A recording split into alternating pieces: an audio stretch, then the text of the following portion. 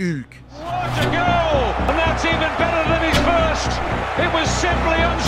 Et si c'était lui, le joueur le plus puissant de l'histoire du football? Rarement un joueur a si bien porté son nom, ou plutôt son surnom. Le Brésilien avait tout. Il était athlétique, véloce, avec une pointe de vitesse impressionnante et surtout, une force de frappe d'un autre monde. Et pourtant, il n'a jamais connu un top club européen et son histoire avec la Seleção est des plus contrariées, c'est le moins qu'on puisse dire. Alors que s'est-il passé? Que se cache-t-il derrière tous ces choix de carrière plus surprenants les uns que les autres? Et où en est-il aujourd'hui? Parce qu'à 38 ans, il continue d'effrayer tous les gardiens qui passent sur sa route. Les amis, ensemble, on va se plonger dans l'histoire pleine de drama, pleine de surprises et d'incompréhension de Hulk dans ce nouvel épisode de Call Interview. C'est parti! Mais avant qu'on plonge dans l'histoire de Hulk, les amis, continuez de soutenir le projet Call Interview avec des likes, des commentaires sur toutes les émotions qui vous traversent en écoutant cette vidéo. On a besoin de votre soutien pour aller encore plus loin et avoir des invités plus fous les uns que les autres. C'est parti, on démarre. Ce qui fait le charme du football au Riverde, c'est bien évidemment les buts et les dribbles qui sentent le Joga Bonito. Et puis il y a également ces surnoms aux inspirations plus folles les unes que les autres, mais qui ont pour point commun de sentir la samba. On parle de Rai, on parle de Ronaldo, Ronaldinho, Garrincha ou encore plus récemment Neymar. Mais parmi tous ces grands noms du foot brésilien, il y en a un qui dénote et dont l'inspiration est beaucoup plus lointaine, on va dire, géographiquement parlant. Pourquoi? Parce qu'elle est inspirée des années 70, d'une série mythique, mais qui a brillé surtout du côté des États-Unis. Je parle là de l'incroyable Hulk. Parce que Givanildo Vieira de Souza est né le 25 juillet 1986 d'un père, Jovan, qui était un grand fan de la série mythique américaine. Et le petit Givanildo, il avait pour habitude de regarder cette série aux côtés de son père, à tel point qu'il se prenait lui-même pour le monstre vert à ses heures perdues. Quand mon père rentrait à la maison, je portais avec lui des bonbonnes de gaz ou autres. Ma mère avait peur que je me fasse mal, ça la rendait folle. Mais je lui disais, je suis Hulk, je suis fort. Et à partir de là, ils m'ont surnommé Hulk. C'est quand même un peu plus stylé que Bruce Banorinho, par exemple. Juste comme ça, c'est une petite suggestion. Comme tous les Brésiliens de son âge, c'est un grand passionné du ballon rond, Givanildo. Et il va voir cette 4e étoile être brodée sur le magnifique maillot jaune de la Seleção après une compétition parfaitement maîtrisée du côté des États-Unis, alors qu'il n'a que 8 ans. Ça va le motiver pour devenir footballeur professionnel, mais son chemin vers la gloire est assez semé d'embûches. Tout le monde n'est pas Neymar, tout le monde n'est pas Rodrigo, avec toute une vie orchestrée autour de ce rêve, devenir footballeur professionnel. Mais quand même, avec son petit chemin, avec ses armes à lui, il va tenter sa chance, et notamment du côté de Campina Grande, sa ville natale, où il va être repéré par un agent. Malheureusement pour lui, après avoir été testé du côté du Corinthians, il va être rejeté parce qu'on n'est pas tellement motivé par le potentiel du joueur à ce moment-là. Cet agent ne va pas baisser les bras pour autant et grâce à ses contacts du côté du Portugal, il va offrir une nouvelle opportunité à Hulk, mais cette fois-ci en Europe, du côté donc du Portugal et du club de Vila Nova. À 15 ans, Hulk fait ses valises et s'envole pour l'Europe. Mais là encore, les choses sont compliquées. Mais avant ça, il va quand même faire une visite du stade du Dragon, le stade de l'équipe première du FC Porto, et va tomber amoureux des infrastructures et de l'environnement de ce club, à tel point qu'il va faire une déclaration un peu tournée au ridicule. Il va promettre qu'un jour il reviendra dans ce club et qu'il brillera sous les yeux des supporters du FC Porto. Comme je vous l'ai dit, il est tourné au ridicule, moqué par sa grande ambition et sa détermination qui sont un peu en décalage avec ce qu'il a réussi à accomplir dans le monde du football jusqu'ici. Mais l'expression « rira bien qui rira le dernier » n'a jamais été aussi bien utilisée que pour ce scénario. On est intéressé par les talents de l'espoir du côté de Vila Nova, mais le montage financier est un peu trop compliqué pour que le deal aille jusqu'au bout. Alors, on retourne au Brésil pour Hulk, mais cette fois-ci direction Sao Paulo. Sao Paulo, c'est un club avec une grande popularité qui a vu naître des grands talents comme Rai, comme Kaká ou encore plus récemment Lucas Moura. C'est donc une opportunité en or pour le gamin qui va encore une fois montrer ses talents. Mais là encore, le montage financier reste compliqué. On n'est pas suffisamment convaincu par les talents du joueur pour miser une telle somme d'argent et le recruter. Alors, c'est une autre opportunité, cette fois-ci du côté de l'Esporte Clube Vitória, qui va être saisi par Hulk en 2003. Il signe au club Et cette fois-ci, le contexte est différent. On n'est pas à Sao Paulo. Vitória, c'est un club qui a l'habitude de faire l'ascenseur entre la première et la deuxième division brésilienne. Et pourtant, c'est bien en 2004, du côté de la Serie A brésilienne, que Hulk va avoir une première opportunité, faire ses débuts en professionnel et en plus dans un grand match face à Fluminense en 2004. Là encore, les choses sont un petit peu compliquées parce que le club voit cette opportunité comme un tremplin pour lancer sa carrière au plus haut niveau, pourquoi pas dans un club réputé du Brésil ou même l'Europe après ça. Mais après seulement 2 petits bouts de match disputés, eh ben c'est la porte de sortie qui est montrée à Hulk et le joueur va devoir rebondir, mais il le fait dans une destination plutôt inattendue et peu commune, il faut l'admettre. À 18 ans, habituellement, les prodiges brésiliens prennent la direction d'un gros club du Brésil ou alors la direction de l'Europe directement pour briller. C'est pas le cas pour notre ami Hulk, non, lui il prend la direction de l'Est. Bien à l'Est, hein. On parle de l'Asie et plus précisément même du Japon, parce qu'il a été au club du Kawasaki Frontale, un club de première division japonaise. Là-bas, imaginez un petit peu, on met le contexte, à 18 ans on abandonne tout, on découvre un nouveau football, une nouvelle culture, diamétralement opposée à tout ce qu'il a connu jusqu'ici. Alors, évidemment, comme attendu, les débuts sont un petit peu balbutiants. On parle là de 12 matchs disputés pour 3 petits buts marqués, il n'est même pas titulaire à chaque fois. C'est trop peu pour convaincre les dirigeants de Kawasaki de lui donner son opportunité et une saison supplémentaire dans le club. Il est alors prêté en 2e division japonaise. On est bien loin de la gloire. Bien malin et plutôt visionnaire, celui qui était capable de prédire que le Hulk, qui allait évoluer en 2e division japonaise, allait devenir un crack désiré par tous les plus gros clubs européens. Mais c'est bien arrivé. Mais c'est bien la preuve que notre ami Hulk, il ne lâche rien, et malgré un passage à l'échelon inférieur en 2e division japonaise, s'il vous plaît. Il va rebondir au club de Consadole Sapporo, qui va lui permettre de marquer, s'il vous plaît, 26 buts en 41 matchs disputés, et la performance remarquée d'un quadruplé marqué en 20 minutes quand même. Bravo monsieur. Derrière, 3e saison, 3e club différent du côté du Japon, et cette fois-ci on parle de Tokyo Verdy. Un Tokyo Verdy, toutes les étoiles sont alignées pour que ça marche. On parle d'un maillot vert, on parle d'un attaquant Hulk qui écrase tout sur son passage à la pointe de l'attaque. Donc forcément, ça fait des étincelles, les amis. Là, on parle de 37 buts marqués, s'il vous plaît, dont 6 doublés en championnat et 3 triplés. Ça va permettre au club d'atteindre la 1re division et donc à Hulk de découvrir le top niveau japonais. Là-bas, il sort encore une belle performance qui lui permet enfin d'atterrir en Europe. Ça y est, il tient une belle étape de son rêve. Le souvenir laissé par Hulk dans le football japonais est tellement positif qu'il aura l'opportunité de représenter les Samouraïs Bleus, s'il vous plaît, la sélection japonaise. Et ça, c'est une vraie anecdote. On m'a proposé de jouer pour le Japon, mais j'ai refusé. J'ai expliqué que je ne pouvais pas accepter car je rêvais de jouer avec le Brésil. Et c'est grâce à ses performances dans son nouveau club que la Seleção va lui ouvrir ses portes. Et ce nouveau club en question, c'est le FC Porto. Mais attention, parce que les dessous de son transfert méritent d'être mentionnés. Il y a l'intérêt de 2 clubs, principalement européens, qui veulent faire venir le Brésilien. Il y a d'abord le Paris Saint-Germain qui est très intéressé. Le joueur montre également un intérêt, mais on parle d'un PSG avant que SI, avec une assise financière bien plus limitée. Et le montage financier derrière ce transfert est hors de portée des dirigeants parisiens. Il faut donc oublier cette piste. Le 2e club, c'est l'Atlético Madrid. Et là, les colchoneros ont le pouvoir financier pour le faire venir, mais c'est plus au niveau des négociations autour du projet sportif que ça bloque. Et le joueur n'est pas convaincu, il va donc prendre la direction du nord du Portugal. Et là-bas, c'est plutôt marrant parce que c'est encore une fois un clin d'œil au destin. Quelques années plus tôt, ado, on l'avait ridiculisé, on s'était moqué de lui après sa déclaration, sa promesse de revenir briller du côté des Dragons. Mais ça va bien arriver, 6 années plus tard, le voilà revenu par la grande porte, s'il vous plaît. Parce que ce transfert, il marque l'histoire quelque part.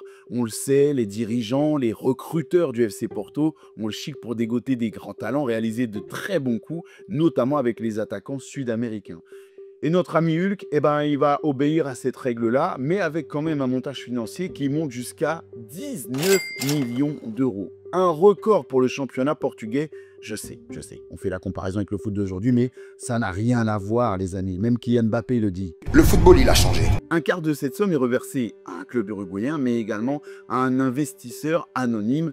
et qui représente parfaitement tous les montages financiers un peu farfelus qu'on peut connaître dans le monde du football. C'est une vidéo carrément qui pourrait être consacrée à ce sujet, mais on n'est pas là pour parler de ça. En tout cas, le joueur va choisir le numéro 12 en hommage au public, le 12e homme, et un peu à l'instar de R9 ou de CR7, H12 va devenir une marque de fabrique, à tel point qu'il va même construire une école de football dans sa ville natale qui portera son nom, et c'est aussi la gravure qu'on trouvera sur toutes les voitures de sport qu'il achètera dans sa carrière. Là aussi, d'un petit clin d'œil marketing. C'est un énorme grand écart que va réaliser Hulk. Pourquoi? Parce qu'en 2 ans, on passe de la deuxième division japonaise à la Ligue des Champions, s'il vous plaît. Là encore, il faudra passer par une période d'adaptation. Mais ça ne va pas plaire à tout le monde. Même au sein du club du FC Porto, on a quelques réserves, et c'est notamment Raúl Meireles, un joueur important du football portugais, qui en 2020 va revenir a posteriori sur l'arrivée de Hulk dans les rangs du FC Porto. Et la déclaration, elle est pas trop sympa, j'avoue. Lors de la première séance d'entraînement avec Porto, il ne savait pas ce qu'il faisait. Il ne savait pas ce qu'était le football. Pour le coup, le copain barbu, il est un peu dur parce que finalement, pour sa première saison, avec un joueur qui a connu un changement de contexte aussi drastique, on peut dire que la première saison, elle est plutôt convaincante et montre un gros potentiel et notamment des belles promesses par rapport à l'effort, l'investissement consenti à l'époque par le FC Porto. Le joueur, certes, ne claque pas autant que lors de son passage en D2 japonaise, mais quand même, il est décisif 17 fois en 25 matchs disputés, c'est plutôt honorable. Il y a les stats, oui, mais parlons-en, parce que c'est un peu oublié dans le football actuel, il y a l'impression visuelle et le ressenti dégagé lors des performances de Hulk. Et le joueur, c'est fou.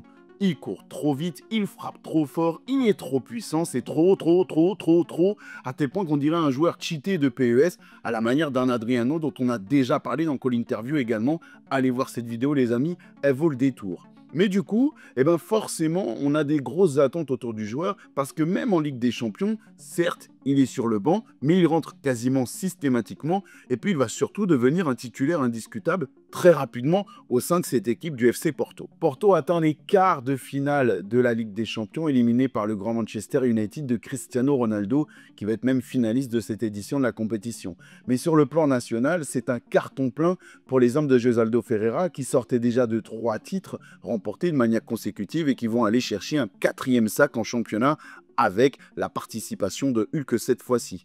Mais c'est pas que ça, parce qu'il y a aussi un titre qui est remporté via la Coupe du Portugal, parce que tant qu'à faire, ça mange pas de pain et ça garnit bien le palmarès. Il y a plein de talents au sein de cette équipe du FC Porto, et même des joueurs qu'on a connus en Ligue 1, comme Nucho González, Lisandro Lopez, qu'on a connu, mais également Freddy Guarín, qui est très impressionnant à l'époque, Rolando, ou encore Bruno Alves. Et Hulk vient garnir un petit peu cet échantillon, ce pêle-mêle de talents qui fait très peur du côté du Portugal. Finalement, lors du Mercato 2009, il y a le départ de Lisandro Lopez et comme à son habitude, le FC Porto, il a le nez fin pour aller chercher un très bon talent et cette fois-ci, il se nomme Falcao. Et ces deux joueurs-là, Falcao et Hulk, vont constituer un des duos d'attaquants les plus excitants, les plus effrayants, les plus impressionnants de toute l'Europe. Le Brésilien étant vu et tape naturellement dans l'œil du sélectionneur de la Seleção, Dunga, qui va lui donner sa chance en novembre 2009 face à l'Angleterre. On se dit que ça y est, en entrant en jeu en fin de match, Hulk connaît enfin sa grande histoire d'amour, son grand rêve réalisé avec une grande et longue histoire avec la Seleção brésilienne. Mais non, il va devoir attendre pas moins de 2 ans pour de nouveau porter ce magnifique maillot jaune. Et là, je ne parle pas de la faute d'une blessure, ni d'une baisse de forme de la part du joueur. Non, non, il y a une polémique qui va éclater parce qu'à son retour en club, il va disputer un mois plus tard un match très important, capital dans la saison du FC Porto, face au grand rival, le Benfica Lisbonne. C'est une défaite pour les Dragons et il y a énormément de tension sur le terrain à tel point qu'une bagarre va éclater dans le tunnel après la rencontre. Et là, Hulk, il va être accusé d'avoir frappé non seulement un joueur, mais également un stadier du club de l'Estadio de La Luz. C'est compliqué derrière parce qu'il y a une grosse suspension de pas moins de 4 mois pour le joueur. Et ça va l'empêcher de fouler toute pelouse avec le FC Porto jusqu'au mois de mars 2010. C'est colossal. Le FC Porto va quand même être malin dans cette affaire. Parce qu'en attendant une autre décision qui doit arriver donc courant mars, qui devrait être, en tout cas qui est attendue comme étant encore plus lourde pour le joueur, Ben, le FC Porto va mettre en avant le fait que le stadier, qui est un intérimaire, qui est entre guillemets freelance, embauché par le Benfica Lisbonne, ne doit pas être considéré comme un membre du club et va donc obtenir que la décision, le jugement final ne soit pas octroyé par la commission de discipline du football portugais, mais plus par un tribunal civil. Et ce qui fait que la sanction sportive pour le joueur devrait être moins importante. Il devrait écoper d'une décision pénale, mais pas d'une décision sportive. Je vous l'ai dit, malin, le FC Porto. Et ça va marcher parce que du coup, fin mars, il est autorisé à refouler les pelouses avec le FC Porto. Mais derrière, l'écart qui est creusé par le Benfica Lisbonne à la tête de ce championnat est trop important. Sans sa pièce maîtresse, le FC Porto n'arrive pas à suivre le rythme imposé par son grand rival.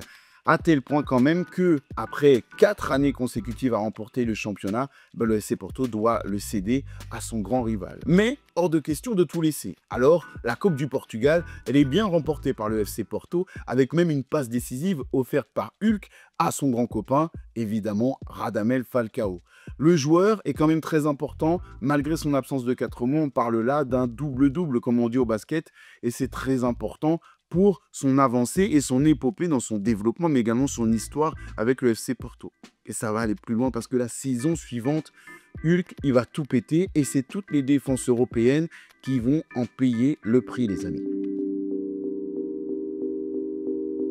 Je vous pose le contexte de cette saison 2010-2011 dans laquelle le FC Porto nourrit de très grandes ambitions. Mais malheureusement, cette saison va très mal débuter pour Hulk. Je vous parle de l'homme, pas du joueur, parce qu'alors qu'il profitait d'une nouvelle demeure qu'il venait de s'offrir avec sa famille du côté de Campina Grande, il va vivre un drame tragique. Parce que dans la piscine qui longe cette superbe demeure, le joueur va perdre sa nièce, qui est laissée pendant quelques secondes seulement sans surveillance, va tomber dans l'eau et malheureusement s'y noiera aux grandes dames du joueur et de toute sa famille. Un drame tragique qui va marquer le joueur très profondément, à tel point que le président du FC Porto va faire le déplacement jusqu'au Brésil et malgré l'importance que représente Hulk au sein de cet effectif, va lui permettre de prendre tout le temps nécessaire pour se retrouver, se reconstruire auprès des siens avant de retrouver les terrains et ses coéquipiers de l'effectif portugais.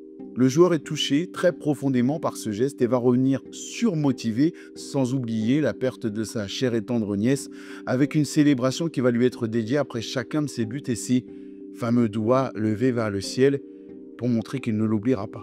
Avec son dynamiteur brésilien retrouvé qui entre dans son prime, avec un joueur colombien pour l'épauler qui a, on peut le dire, trouvé son rythme, et un nouvel entraîneur pétri de talent, très prometteur, nommé André Villas-Boas, tout est réuni dans le projet du FC Porto pour tout rafler sur la saison et notamment retrouver le titre en championnat qui a été abandonné au rival la saison précédente. Et c'est pas tout, parce qu'à défaut de se qualifier pour la Ligue des Champions et devant évoluer en Europa League, le FC Porto va nourrir de très grandes ambitions pour cette compétition. Et tout démarre fort avec Hulk qui marque son territoire dès le match retour des tours préliminaires de la compétition avec une opposition face à Genk d'un certain Kevin De Bruyne. Il y a un triplé, boum, qui est claqué par Hulk et voilà, on marque son territoire, on monte les grandes ambitions du club. Mais derrière, les statistiques, elles sont affolantes, les amis, c'est du délire, vous n'êtes pas prêts, mais je vous les balance quand même. En championnat, on parle de 30 matchs, 27 victoires, 3 nuls et donc, vous l'avez compris, 0 défaite. Du côté de Hulk, individuellement, en 26 matchs, on voit 23 buts et 16 passes décisives. Il est donc nommé meilleur joueur du championnat. Cerise sur le gâteau, rappelez-vous de la suspension de la saison précédente qui était arrivée après un match très houleux et une bagarre qui avait éclaté face au Benfica Lisbonne. Eh bien, Hulk, un an plus tard, va offrir le but du titre sur penalty, s'il vous plaît, au stade du FC Benfica Lisbonne. Et donc forcément, on se dit que la boucle est bouclée. Mais en même temps, ils étaient prévenus du côté de Benfica. Quand on énerve Hulk, faut s'attendre aux conséquences derrière. Les Invincibles décident également de garder la Coupe du Portugal. Hors de question même de laisser des miettes au Benfica Lisbonne ou à tout autre concurrent sur la scène nationale. Hulk, pour l'occasion de la finale, est même capitaine de son club et va tout éclater avec un score final de 6-2 face à Guimarães qui ne peut rien faire pour l'occasion. Et encore une fois, Hulk est capitaine et passeur décisif. Mais le chef-d'œuvre de cette saison, il est plus à voir du côté de l'Europa League. Je vous l'ai dit, il y avait de grosses ambitions de la part du FC Porto dans cette compétition.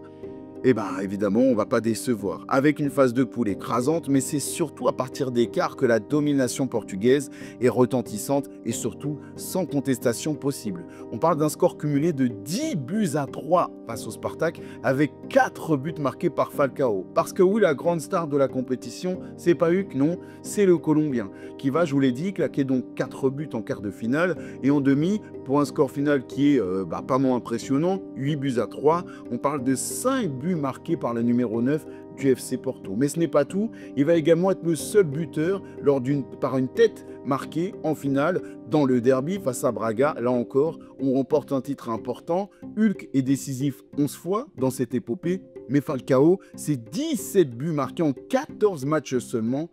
C'est du grand n'importe quoi. Et surtout, ça permet au FC Porto de réaliser un triplé mémorable. Le problème avec ces clubs dits de seconde zone à l'échelle européenne, je compare au Real Madrid, FC Barcelone, Manchester United, tout le tralala, rien à dire sur le FC Porto, ne m'en voulez pas, amis et fans du club portugais. Mais le problème, comme je disais, c'est que après de telles épopées, on se fait piller. Tous les meilleurs talents ont tendance à partir aux quatre coins de l'Europe vers le top 10 européen.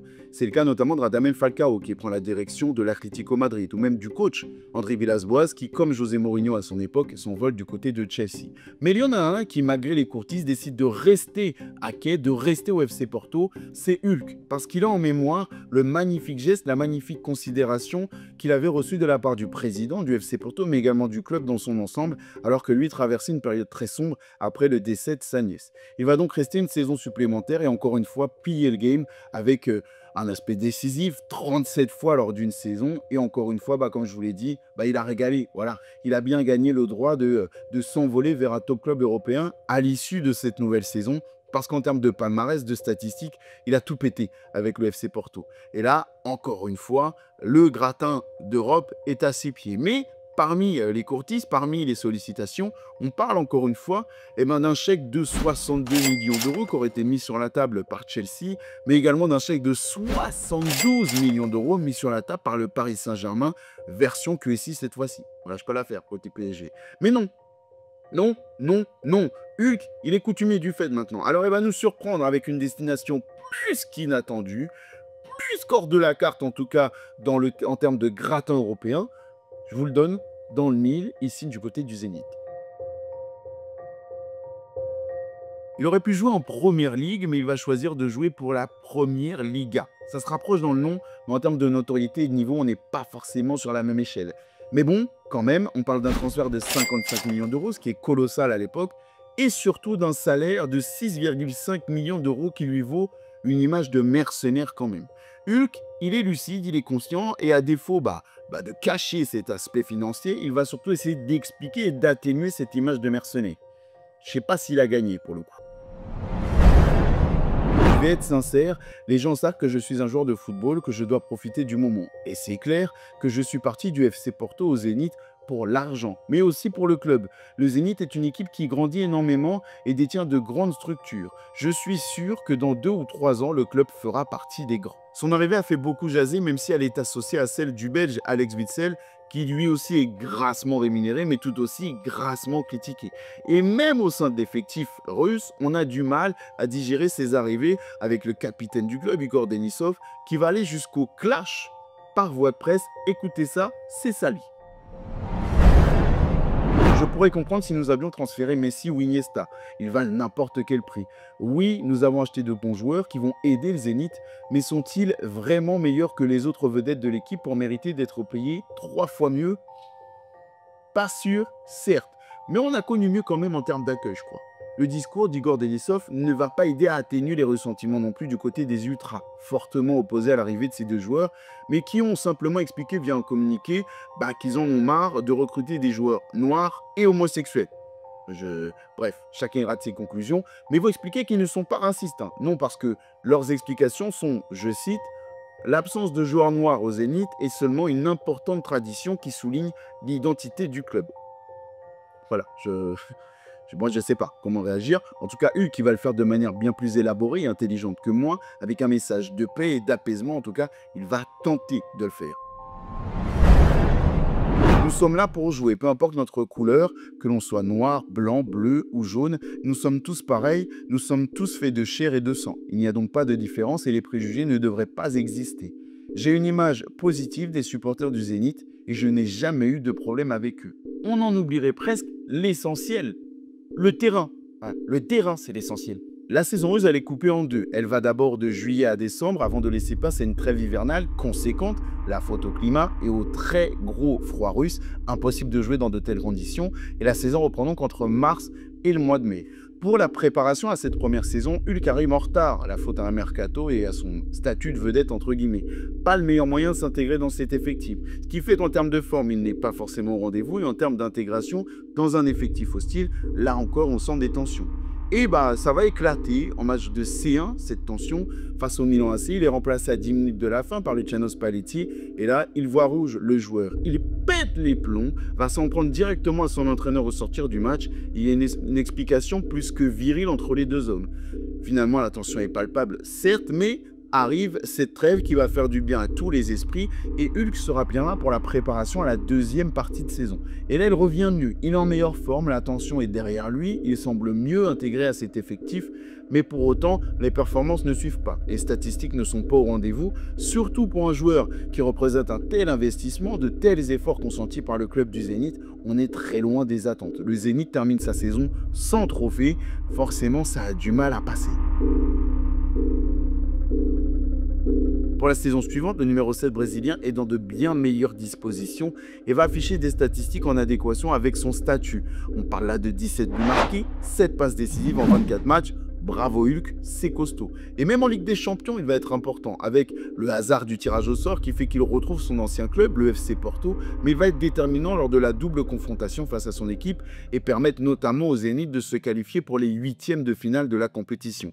C'est synonyme d'élimination face au Borussia Dortmund, mais quand même, c'est costaud.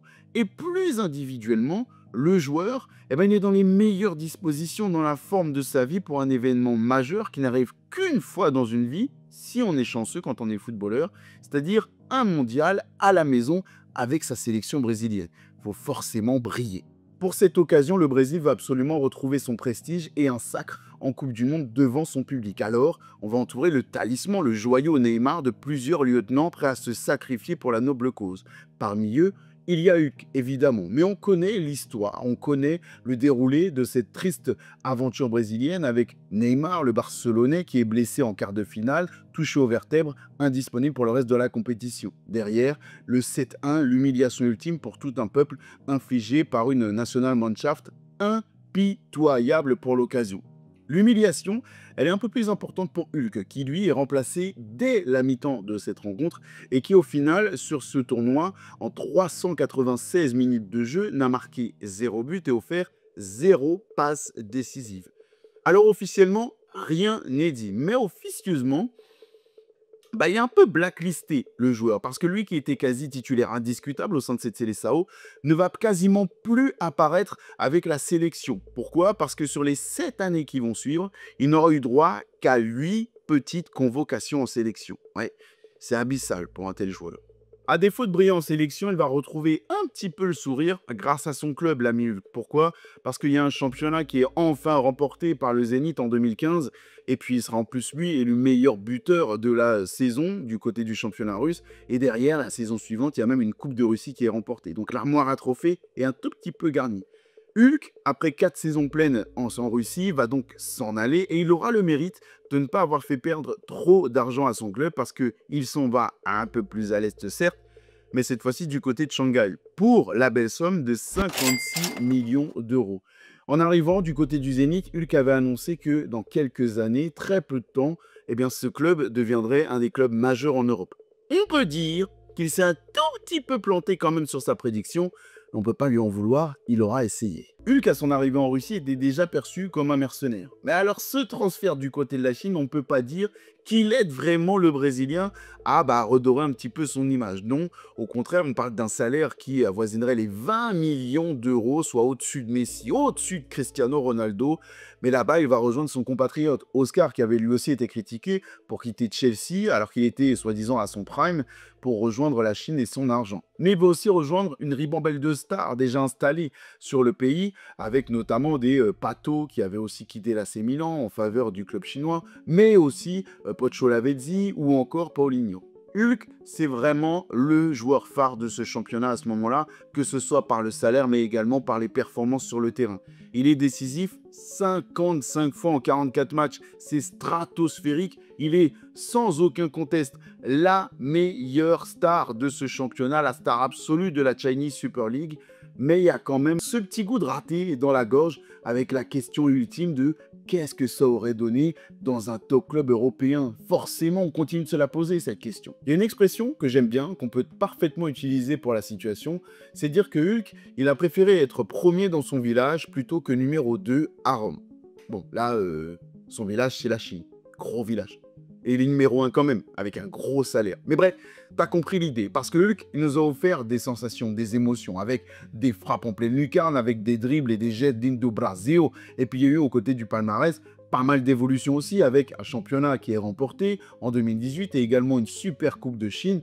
Mais c'est trop peu, voilà, c'est trop peu. Il y aura toujours ce mec qui va rester à chaque fois qu'on pensera à ce joueur et qui va nous laisser un petit goût amer. Mais quand même, eh ben, les choses se finissent plutôt mal en plus pour lui, parce qu'en 2021, on arrête l'expérience chinoise après une petite altercation avec son coach qui décide de le remplacer. Ils ne sont plus sur la même longueur d'onde, alors il rentre au bercail. Il s'offre un dernier baroud d'honneur du côté du Brésil et de l'Atlético Mineiro. Fini les grandes épopées, fini les grands voyages. On rentre au bercail. Mais attention, parce que Hulk, il n'est pas du tout en pré-retraite du côté du Brésil. Il intègre quand même le dernier club qui a vu briller Ronaldinho, l'Atlético Mineiro. Je vous en ai parlé dans une précédente vidéo. Allez voir ça. Voilà, on vous met la fiche juste là, les amis. Elle est pas mal, cette vidéo. Allez voir ça juste après cet épisode. Mais non, je vous l'ai dit, il n'est pas en pré-retraite. Pourquoi? Parce qu'avec ses 36 buts, toutes compétitions confondues, sur sa première saison, il va permettre à son équipe, les Gallos, les Coqs, de retrouver le succès et le sacre en championnat. Après 50 ans d'attente, et c'est seulement le 3e de son histoire. Ce n'est pas rien. Il y a aussi une Coupe du Brésil qui est remportée, seulement la 2e de son histoire, et une demi-finale de Copa Libertadores. Donc, on ne peut pas dire qu'ils sont en train de chômer le joueur, d'autant que depuis son arrivée au club, il y a eu 5 championnats locaux qui étaient remportés, les Campeonato Mineiro, donc c'est pas rien non plus, le joueur continue de délivrer des performances de très très haut niveau. Avec un joueur comme Hulk dans ses rangs, tu t'assures un minimum de 20 à 30 buts marqués par saison. Alors oui, il est moins en forme qu'à son apogée. Aujourd'hui, il a quand même 38 ans. Mais quand même, dans son équipe, dans son pays, ça reste une icône incroyable, très respectée et qui continue de fournir les efforts de manière incalculée. Alors forcément, à l'arrivée, on est très touché par l'histoire de Hulk, parce qu'il y a eu un travail acharné, il y a eu quelqu'un qui n'a jamais baissé les bras, qui a continué de croire en ses rêves et qui s'est battu pour se donner les moyens de réussir. Il y a aussi eu beaucoup de rebondissements, du drame, de la tristesse, de l'émotion, de la joie, de la fierté, des performances footballistiques incroyables, et ça, ce sont des ingrédients qui font un très bon épisode et une très bonne histoire à vous partager sur notre chaîne. Mais quand même, il y a toujours ce petit goût de trop peu, voilà, cette amertume dans la gorge qui fait qu'on se demande toujours, et s'il avait signé à Chelsea, et s'il avait été au Paris Saint-Germain version QSI, qu'est-ce que ça aurait donné de voir Hulk au plus haut niveau dans les compétitions majeures européennes? Ça, on se posera toujours cette question. Mais qu'est-ce qu'on aurait fait à sa place? Dites-moi tout ça en commentaire, les amis. Qu'est-ce qui prévaut? Qu'est-ce qui prédomine dans votre esprit au sortir de cette vidéo? Est-ce que c'est de la frustration? Est-ce que c'est de la fascination, de la tristesse? Dites-moi tout ça. J'ai hâte de vous lire, comme d'habitude, dans la bienveillance. Et on se retrouve très vite pour une autre histoire incroyable à vous partager sur cette chaîne, parce que j'adore faire ça avec vous. Allez, ciao!